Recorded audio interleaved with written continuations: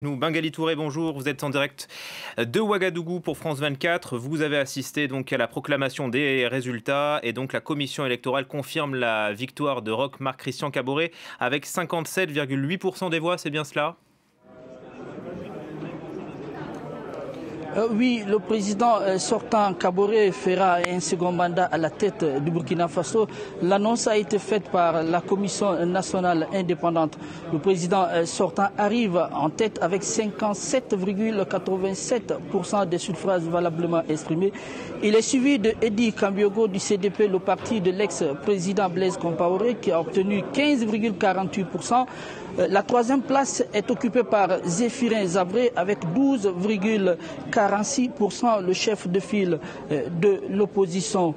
Avec ces résultats provisoires proclamés par la CENI, le président Roch a réussi son pari, gagner cette élection dès le premier tour par coup KO. Il le répétait souvent lors de cette campagne électorale. Il faut remarquer aussi le retour du CDP au premier plan, le parti qui avait été interdit aux élections de 2015. Alors, selon le code électoral, les candidats ont 7 jours suivant cette proclamation à contester les résultats provisoires proclamés par cette instance CENI devant le Conseil constitutionnel, la plus haute juridiction du pays en matière électorale. Il faut dire que le Conseil constitutionnel aussi statue et proclame les résultats définitifs les 15 jours qui suivent l'expiration du délai imparti pour les recours. Donc l'opposition rejette les résultats, si j'ai bien compris. Il dénonce quoi, des fraudes ?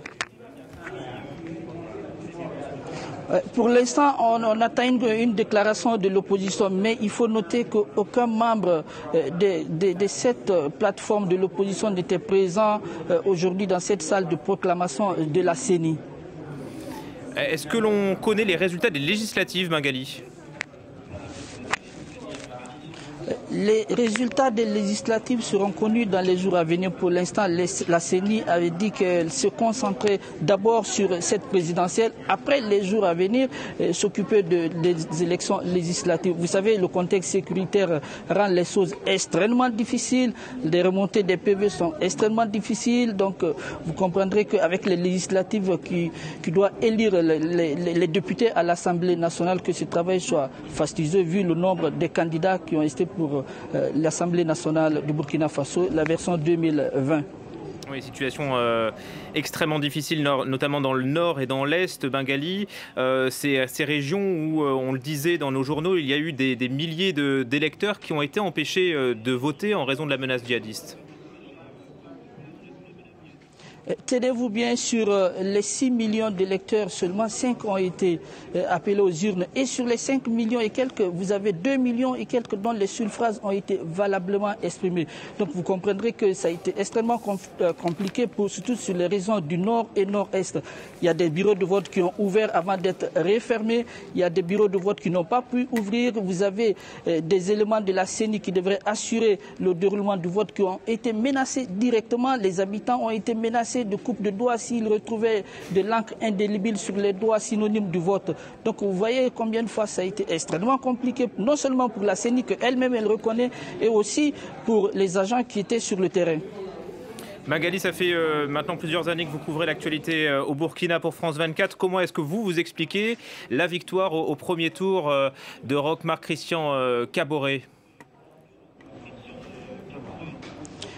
Bon, vous savez, dans un contexte où les 6 millions qui étaient appelés à voter n'ont pas pu voter, seulement 2 millions, vous comprendrez que la situation d'insécurité dans le pays rendait d'abord le vote extrêmement compliqué, pour ne pas dire inéquitable. Donc, et avec le pouvoir en place qui détient les moyens de l'État, on pouvait prévoir déjà une victoire. Mais je pense que ça allait être extrêmement compliqué si les 6 millions d'électeurs avaient voté. Mais il ne faut pas oublier aussi le retour du CDP dans l'arène politique, du président Roch Christian, du président Blaise Compaoré, qui a été chassé du pouvoir, qui revient aujourd'hui comme étant la deuxième force politique du pays.